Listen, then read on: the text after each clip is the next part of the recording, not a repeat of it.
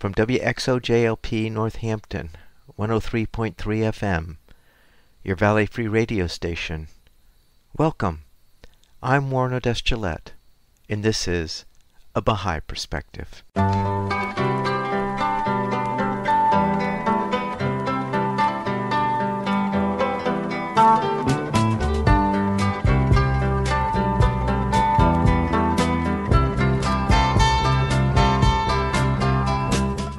Welcome to A Baha'i Perspective. I recorded an interview with Earl Redman on February 24, 2020. Earl has written several books on the Baha'i Faith, published to the UK publisher George Ronald. Two of his books are about Abdul-Baha. Abdul-Baha is one of the central figures of the Baha'i Faith, and is the son of the prophet founder of the Baha'i Faith, Baha'u'llah. Earl explains why Abdul-Baha is an important figure to Baha'is, and tells a number of stories about Abdul-Baha in the interview. Earl's wife, Sharon O'Toole, is an active participant in the interview, who tells her story about her spiritual search and reads excerpts from Earl's stories about Abdul-Baha. I started the interview by first asking Earl where he grew up, and what was spiritual life like growing up. Well, I was born in Denver, Colorado, and grew up in New Mexico. My family were Methodists from way back. We have Methodist circuit riders and stuff in the family, and so I was to church every Sunday. But about the time I got into college, things kind of changed because I started kind of feeling bored with what I was hearing. And then I started looking around, and I noticed that in the Methodist church there where I grew up in New Mexico, there was one that had mostly white people, one that had mostly blacks, one that had mostly Hispanics. And I thought this didn't seem very right. And so I started running around looking at all the other churches I could find, the Baptists, various Baptists, the Presbyterians, and all sorts of people. And I didn't see whole lots that was different one from the other. The only thing that seemed to be different was how they interpreted the Bible. I didn't really agree with their interpretations in many cases. And since each of them said that they were the only ones who were correct, then I decided, well, I just couldn't deal with that, so I left all organized religion, and I was a backpacker and a mountain climber, so that became my church. For how many years was that your passion? Well, that started in the very end of high school and went through into college, and probably went on for close to 10 years. And then we went and climbed a mountain called Mount Foraker up in Alaska. We were trying a route that had never been, well, actually the approach had never been tried before, much less the route. And we got way up on the high area, didn't quite make it, and we were descending, and it was a really unpleasant day. Winds would go from absolutely dead calm to very strong just in an instant. And at one point, the guy who was in front of me, and we were tied together by a rope because we were walking all over glaciers, and the wind knocked him down, and he took off down the mountainside. Oh my. And I threw myself on the snow and stuck my ice axe in, but it was really lousy snow for ice axe arrests. The next thing I knew, I was just kind of floating down the mountainside, and there was this kind of dribbling feeling in the background, and I had all these very distinct thoughts, and I was wondering what was down below us. Well, there's an 5,000-foot ice face. And I said, well, it looks like I remember saying I've bought the farm, and wonder what everybody was going to think about when they found out I got killed in the mountains. I was having all these very distinct thoughts, but I was just kind of floating down, not a trouble in the world. And I realized the body was going to get killed, and I didn't care. It wasn't important. I remember having a number of other little thoughts, very nice, calm thoughts. And then at one point, I flew across a big, wide crevasse. It must have been about 20 feet wide. I left a knee print in the middle of it. And then I caught my leg poked through the snow cover on the crevasse. And I ended up head down, hanging from that one knee on a 60-degree blue ice face. Then the other guy came down after me. I passed him on the way down, and he flew over the crevasse, missed it entirely. And climbing ropes are kind of interesting because they stretch out and almost 100% stretch before they break. So anyway, it has a lot of spring to it. And he flew over the top, and when he went past, the rope came tight, and I ended up doing a flip. And where my leg had been, my arm ended up. I had one crampon dangling from my boot. It wasn't on the boot anymore. The other crampon had 2 points embedded in this blue ice face. This arm that had the ice axe was dislocated at the shoulder. So there I was, hanging there, and the first thing I had to do, he was stopped dead down below me. He just kind of was looking up at me. So I had to jam my ice axe into the snow and get my shoulder back into place. Oh, my God. And then we had to climb up on this crevasse and belay ourselves to a point where it was fairly good. But I missed the one point that was really important here. After I stopped the fall, I had probably two of the most powerful emotions I've ever had. The first one was absolutely disgusting because I was back in this body, which at that point was a little more worse for wear. But I'd no sooner had that one than I had this tremendous feeling of delight because I was still alive. And to me, the first one was the soul, which didn't want to be back in the body. And the second one was the combination. And that pretty much told me that there's a body and there's a soul, and they're completely separate, and that the body was not the important part. So that led me to meeting a lady named Sharon O'Toole. She introduced me to the Baha'i Faith. I wasn't a very good conversationalist at that point, but I did find if I asked her questions on the faith, she would carry the whole conversation. I could sit there and nod a lot. So I kind of summarized it up by saying for 11 and a half months, I just sat there and listened and I read books and asked questions and tried to do it all logically, left brain male type thing. And I couldn't make any decision about who Baha'u'llah was. When you say Baha'u'llah, who are you referring to? Yeah, the founder of the Baha'i Faith. And so what I did is I very consciously told my heart, said, okay, what do you think? The head can't make up its mind. What do you think? And within 2 weeks, I declared myself as a Baha'i. And I signed my card the day we got married, and I say, Baha'is are supposed to be really good about accompanying people. And I say, Sharon did an extreme example of that, carrying me all the way through and even marrying me to make sure I became a Baha'i. So. That's cute. Now, you said Sharon had an interesting story. Yeah. Yep. She's sitting here, so let me pass the phone across to her. Okay. Yes, I was born and raised in Southeast Alaska, and I was raised Catholic in a small village on an island. When I got to high school age, I had to board with different families in Juneau because that was the closest high school. I was to attend catechism classes, which I did for a while, but I asked too many questions because that was just my nature. So from then on, I went to various churches with friends, but nothing spoke to me. And after I got out of high school, I went to the States for several months because I'd worked all summer, and then came back and moved to Juneau to work for the territory. Got married in 5 years, had 4 children. But I was searching and I wasn't quite sure what for. But in the background, it was just always looking. And finally, when the kids got to an age where I thought, well, they need to be raised in a religion, I got a little more serious. I decided I didn't know much about the Bible. So I decided, well, I was told you can't read it from front to back. Well, that was a challenge. So that's what I did. In 1 year, I read and studied it, found very interesting things. So finally, after that time, it was really confusing as far as religion goes. And I remember praying to be free of prejudice for or against any religion. And I remember saying that I don't care how many religions I have to go through, help me to recognize the right one when it comes along. 2 days later, these 2 Mormon elders knocked at the door. I knew nothing about the Mormon faith. So I studied with them for 2 months. And I decided, well, I could keep studying, but if I jump in, I'll find out whether this is the right one or not. Became a very active Mormon. And during this time, my husband came home with this book that he'd gotten from a non-Baha'i called Thief in the Night. Well, I just read the Bible, and I read it, and wow, this was it. So what was the book Thief in the Night about? It was about the return of Jesus, using the Bible and chronology, so on. Like I say, I just read the Bible, and this just really spoke to me.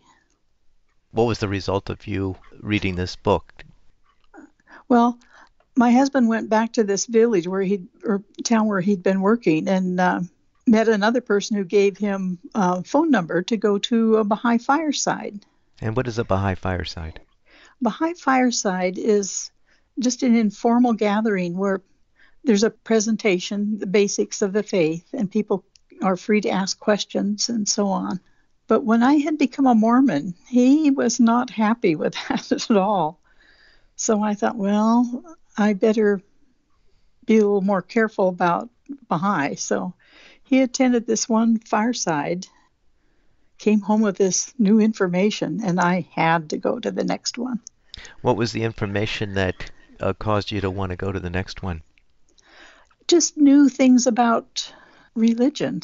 So the next week, I went to the next fireside.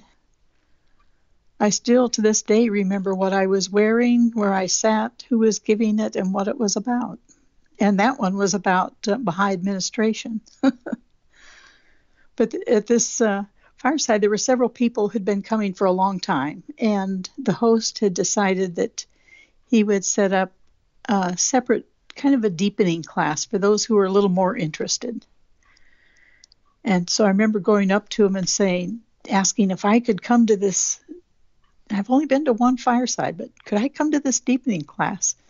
I learned pretty fast. And he said, sure. So went to meetings twice a week then. There was a book called Baha'u'llah in the New Era.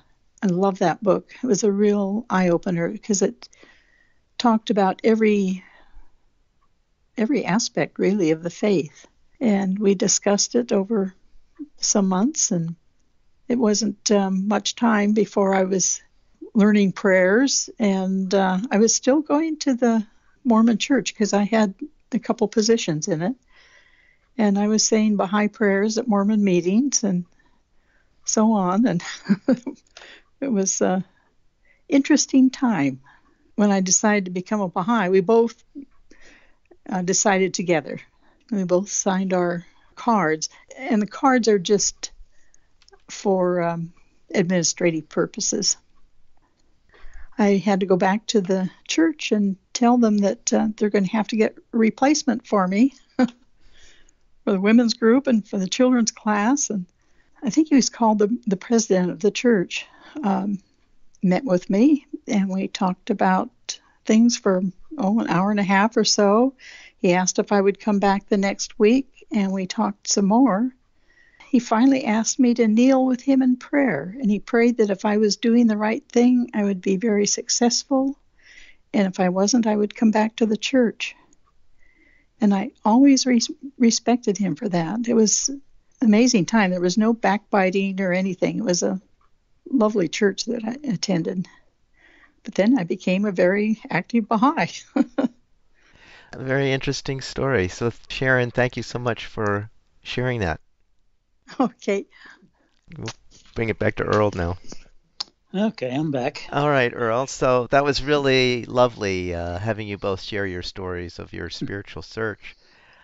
I was just speaking with Sharon O'Toole, who is Earl Redman's wife, and she shared her story of her spiritual search that led her to the Baha'i Faith. And preceding that was Earl Redman, who shared his story of his spiritual search. Earl is an author who's written a number of books on the subject of the Baha'i Faith. And Earl, you've written 5 books, actually, which were published by George Ronald, which is a UK publishing company. Mm-hmm. And I want to focus on 2 of these 5 books that you've written. And these books are about someone by the name of Abdul'l-Baha. So can you tell us who Abdul'l-Baha is, and why is he a central figure in the Baha'i Faith? Well, Abdu'l-Baha is the eldest son of Baha'u'llah, and he was born in 1844 on the same night that the Bab declared his mission. The Bab's mission was to announce the coming of Baha'u'llah. Can you give us a little more background on who the Bab is? There was a time when all the Muslims were expecting the return of of one of their prophets. The Bab said that was him.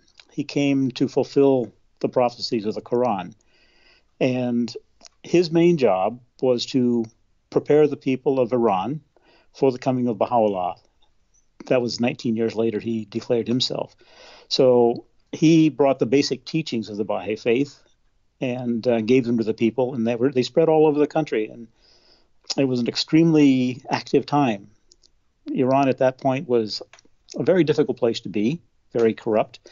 People came in mass into the faith, and this terrified the government and the clergy.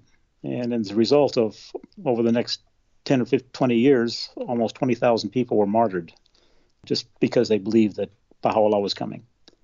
And this was in the 19th century? Yes, this was starting in 1844 and going up into the early 1850s. Abdu'l-Baha was born on the very night that the Baha'i Faith actually began. And he was actually about the first one to recognize the station of his father as a manifestation of God. Now, a manifestation of God, we don't call them prophets, we call them manifestations, because they're manifesting the attributes and the will of God to us humans on the earth. And he recognized his father as a child when his father was thrown in prison in Tehran. Now, his father was, Baha'u'llah, was extremely wealthy. And when he was thrown in prison, they lost everything. And for the next 55 years, Abdu'l-Baha was a prisoner until 1908. He followed his father in exiles first to Baghdad and then to Constantinople, Adrianople, which are Istanbul and Edirne now, and ended up in Akka, Haifa, in what is now Israel. And when Baha'u'llah passed away in 1892, left this world, he wrote a will, and he told all his followers to turn to Abdu'l-Baha and that he would inspire Abdu'l-Baha with guidance. So this is the first time in all of religious history that a manifestation of God has actually announced a successor in writing.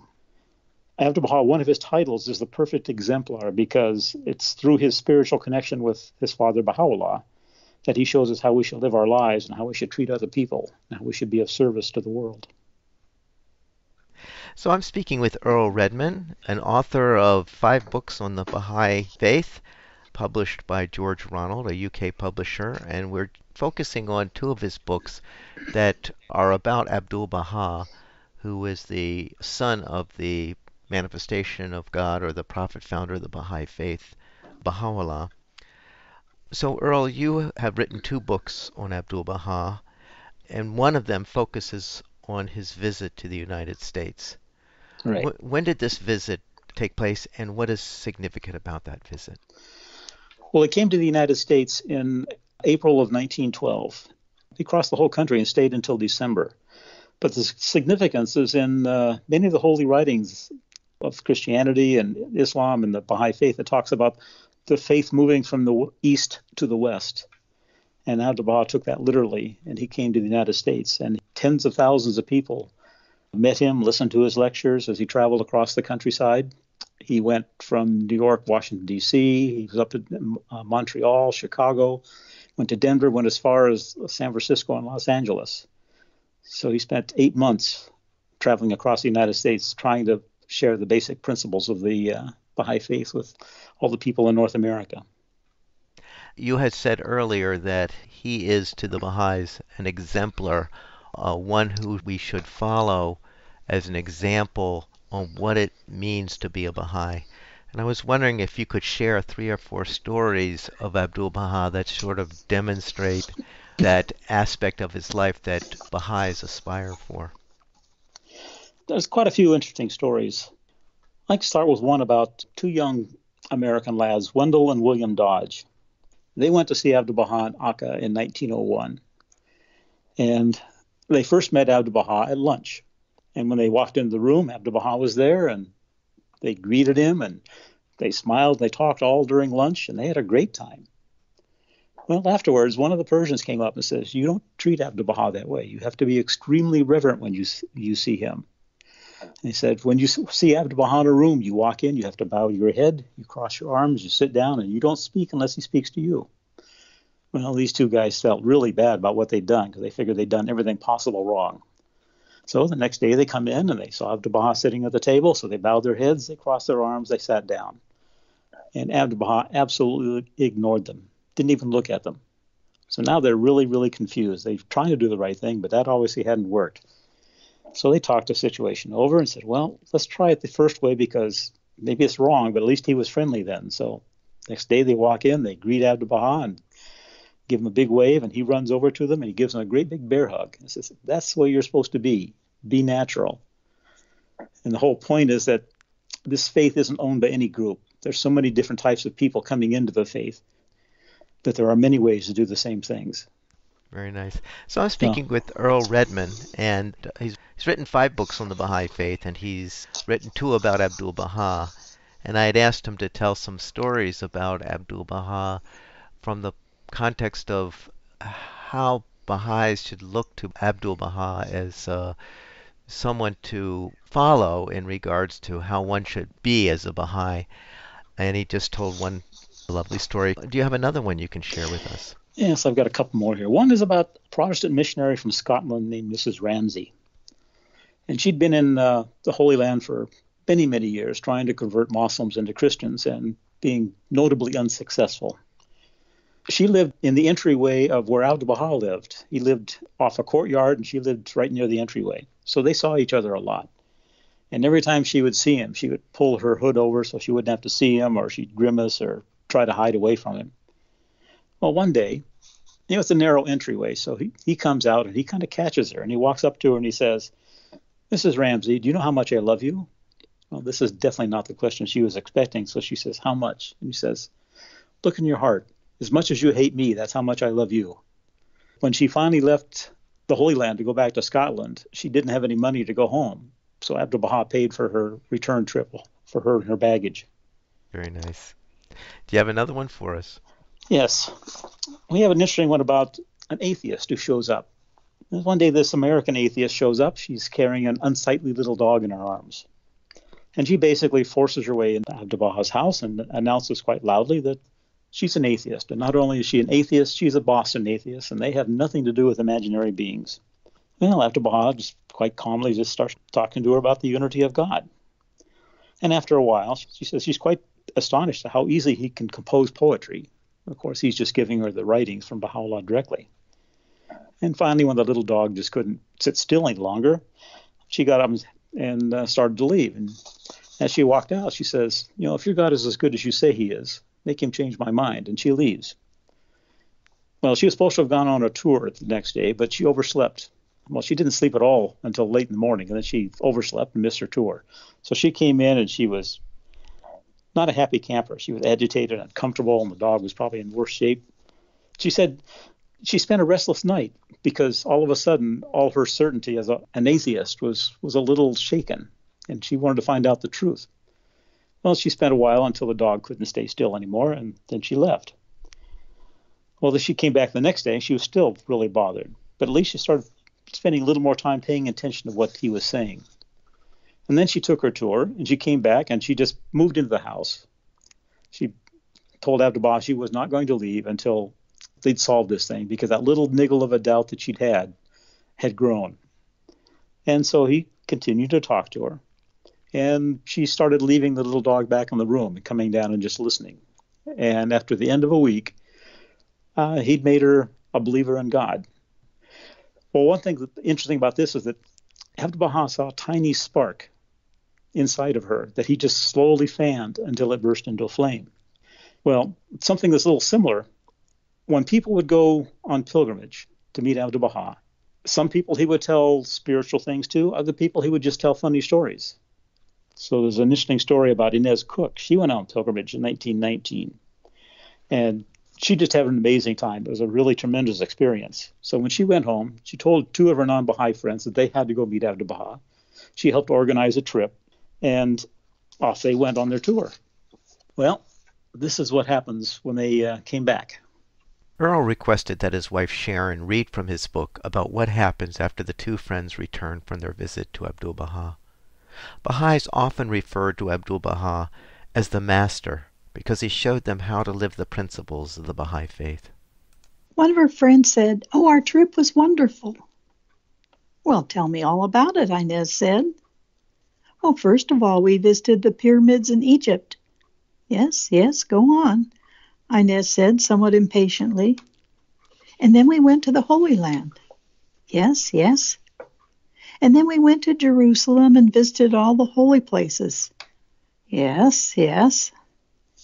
And then we went to Mount Carmel and we met your master. Yes. And he invited us into his home, and we had meals with him and his family. Why, they were the nicest people. And he told us funny stories, and they took us to beautiful gardens and shrines. It was wonderful. Inez paused. Is that all? Is that all? What do you mean? We had a wonderful time. Thank you for arranging it. The following year, in 1921, Inez returned to the Holy Land for a second pilgrimage. During the second visit, she decided to ask Abdu'l-Baha, my friends came here, they met you, they visited the holy places, but they were unaffected. When I came here, I was completely intoxicated with the greatness of the cause. Abdu'l-Baha's answer was, at the gate of the garden, some stand and look within, but do not care to enter. Others step inside, behold its beauty, but do not penetrate far. Still others encircle this garden, inhaling the fragrance of the flowers, and having enjoyed its full beauty, pass out again by the same gate. But there are always some who enter, and becoming intoxicated with the splendor of what they behold, remain for life to tend the garden.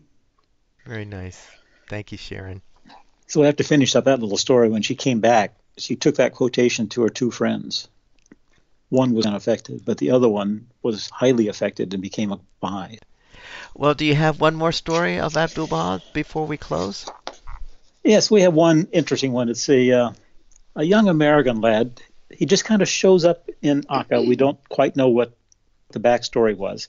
He was on a ship that came into port, and he was a brand new Baha'i, and he just ran up Abdu'l-Baha's house. He just showed up and said, "Can I meet Abdu'l-Baha?" And they let him in. And he goes and meets Abdu'l-Baha. And this is what happens. One of Abdu'l-Baha's interpreters was telling the story of a certain young American lad who blew in one day to see the master. His steamer was in port. He came to the house in Akka while Abdu'l-Baha was still living in the fortress and asked if he could see the master. Abdu'l-Baha came in. A number of Orientals were in the room. Abdu'l-Baha began to speak some words of welcome to be translated by the interpreter.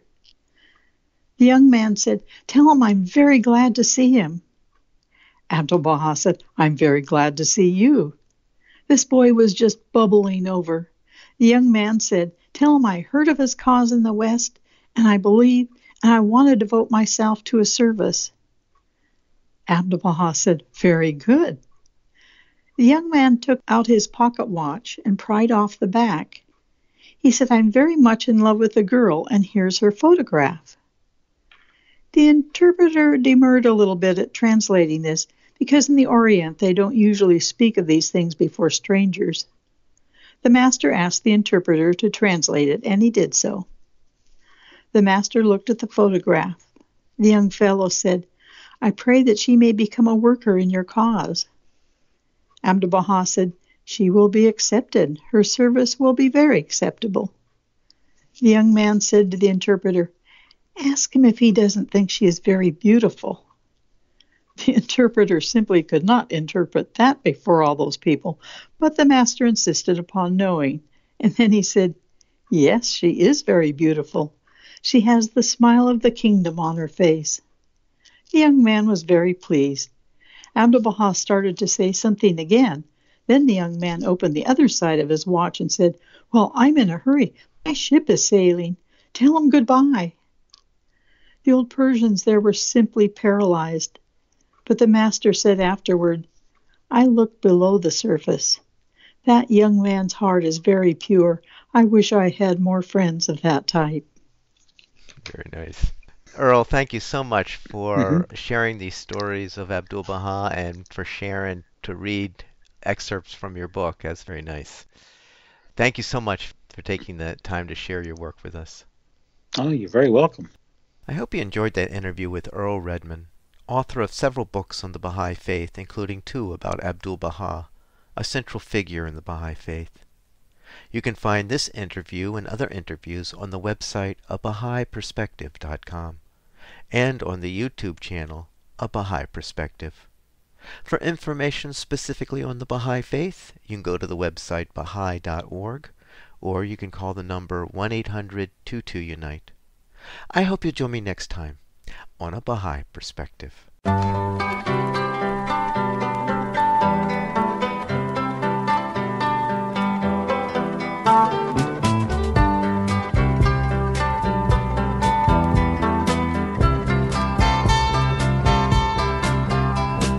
Amazing grace, how sweet the sound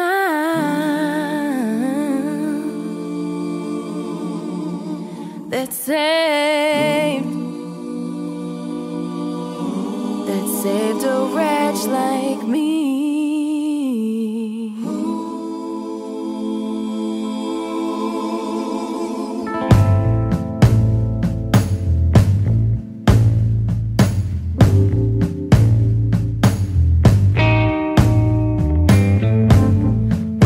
That taught my heart to fear, and grace my fears relieved.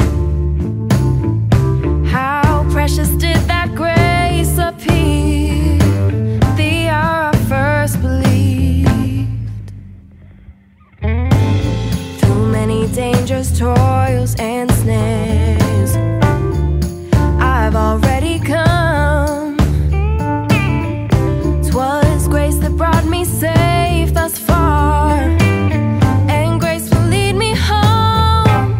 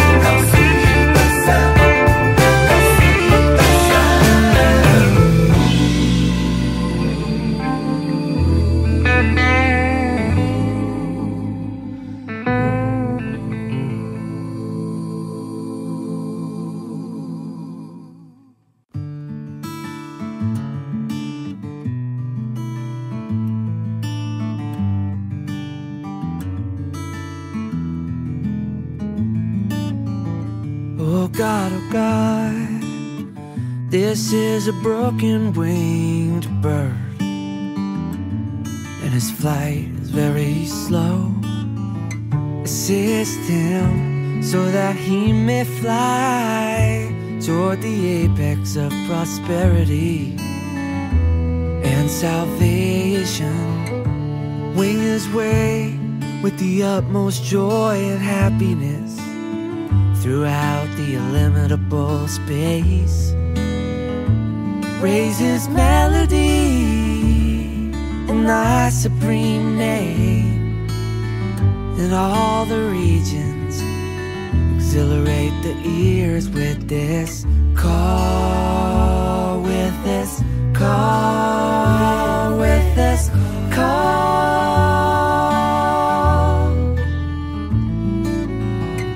and brighten the eyes by beholding the signs of guidance.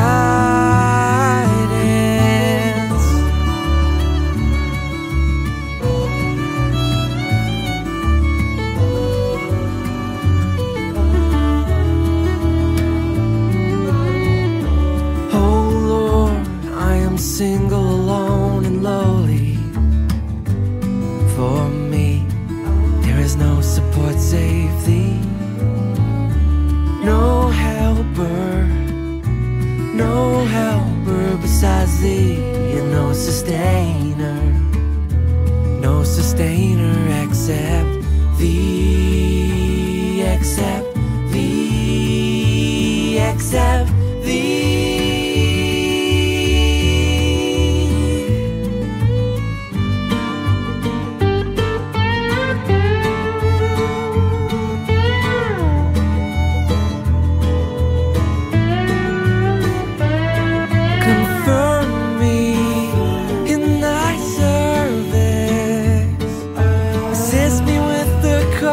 Of thine angels, make me victorious in the promotion of thy word, the promotion of thy word, and suffer me to speak out thy wisdom amongst thy creatures.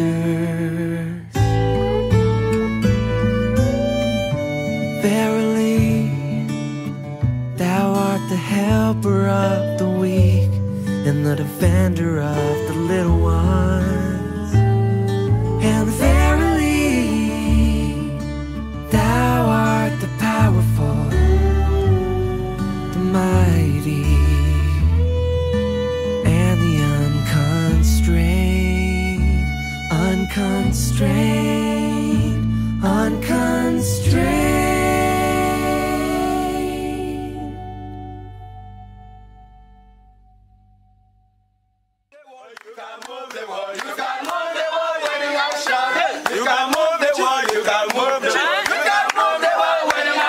Here we go, yeah. Here we go, yeah. Say.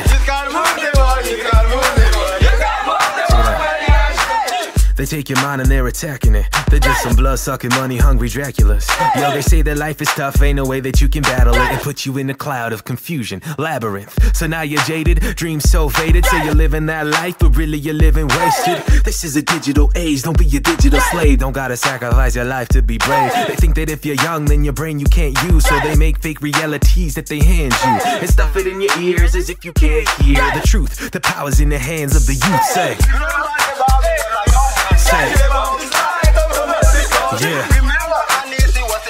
Say. And here we go.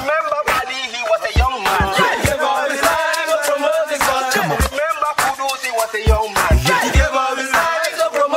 And yo, there's people getting rich with the hype and the fallback over the transient things that we gawk at. Tell me where the line of consuming stops at when the value of what is priced high isn't all that. It's probably made by a child in Vietnam or a girl in Cambodia that's working till the dawn, so the thugs from Thailand don't try to buy a little sister, driven by the tears of her mother when she kissed her goodbye. But yeah, I guess you're looking kinda fly with all that fresh gear that you just bought. I mean bought, what's the vocabulary I'm taught? Swag, swag, it's scary, is it not? Or is it just me? Am I going crazy me, isn't it wrong what they've done any wrong with B-I-H-E? I guess the freedom everywhere's a silhouette. Over there they can't study, over here we're still in that, say. Say. Yeah. Say. Okay, we go. Yeah. Say.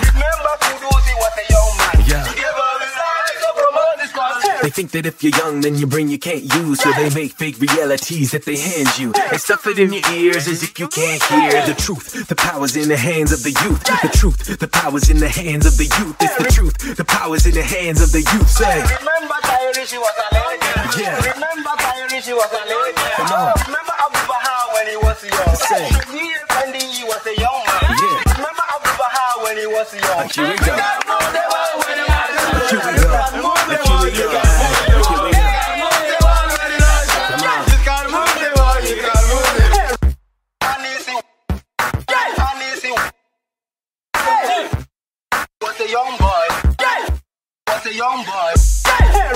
The power's in the hands of the youth. The power's in the hands of the youth. The power's in the young boy. The power's in the hands of the youth. The power's in the hands of the youth. Say, the power's in the hands of the youth. The power's in the hands. Power's in the power's in the hands of the youth. Yeah.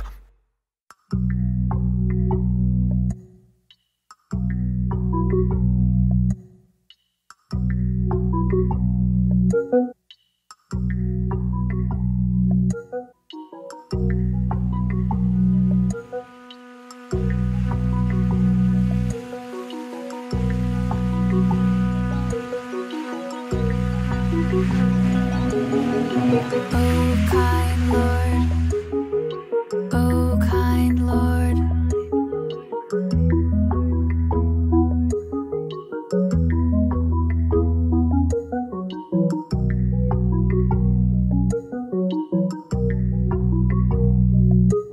oh, comforter of anguished hearts.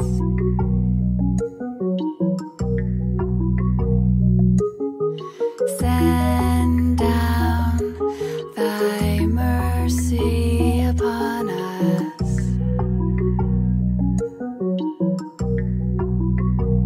and thy grace, and thy grace.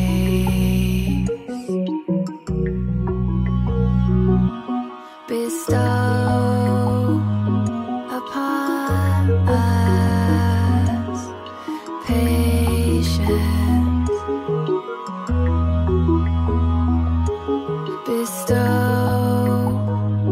upon us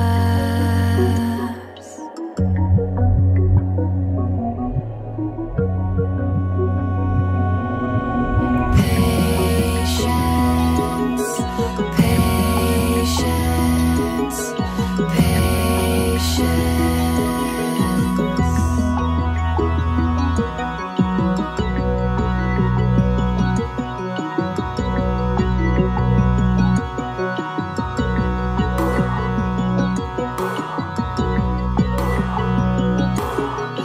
Give us the strength to endure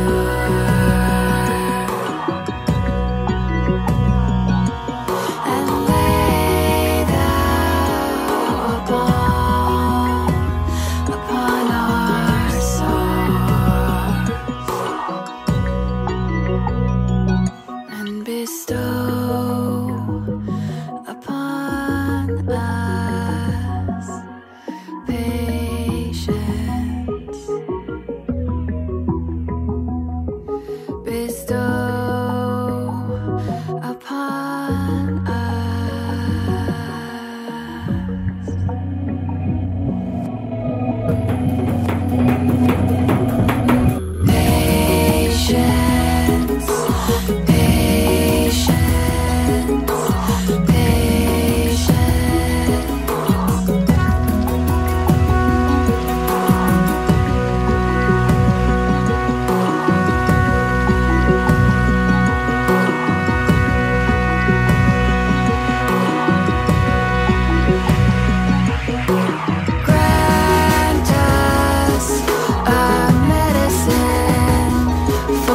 This never healing love, bestow upon us patience, bestow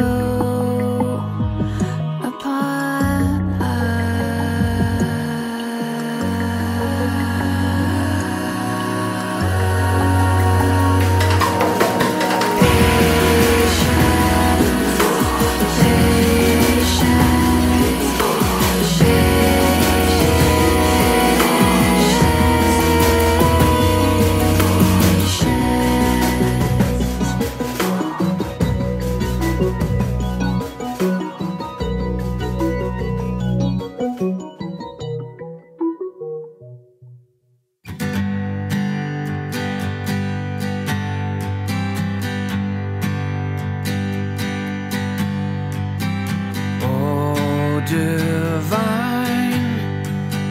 providence, shed a ray of light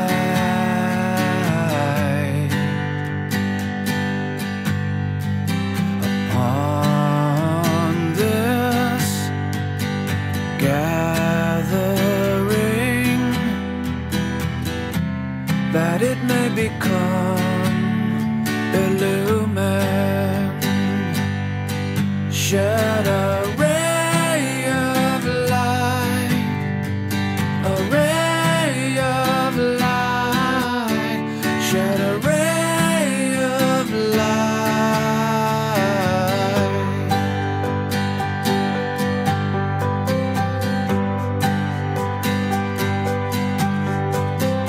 Oh, divine providence, shed a ray of light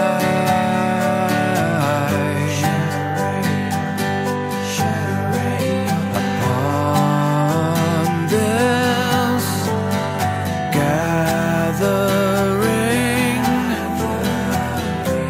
that it may become illumined, shed a ray of light, a ray of light, shed a ray of light,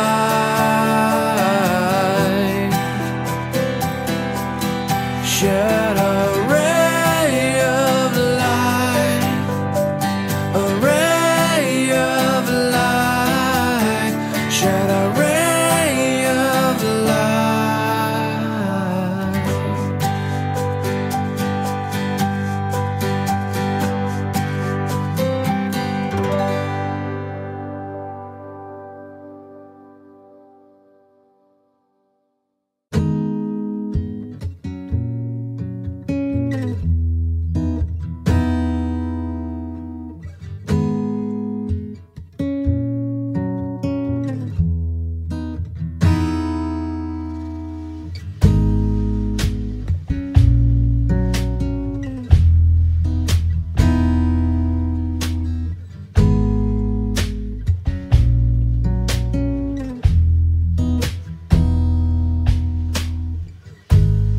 Who am I to call your name?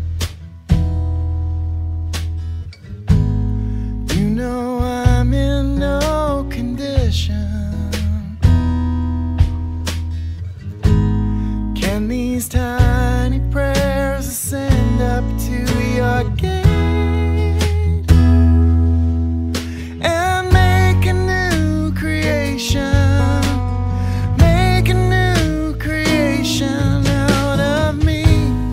Who am I to find your faith? I'm in love with my addiction. Is it possible to throw them all away and make a new creation?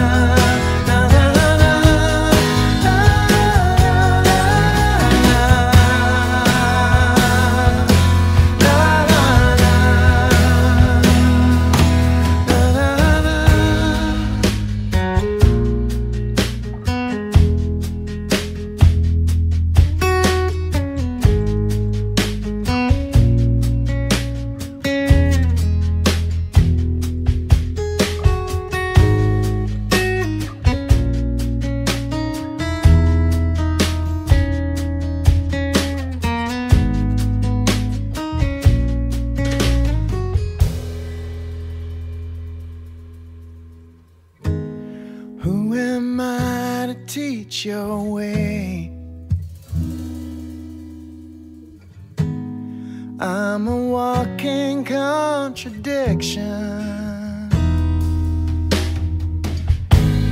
but I'm asking that you take this ball of clay and make a new creation. Make a new creation. Make a new creation. Make a new creation out of me. La, la, la, la,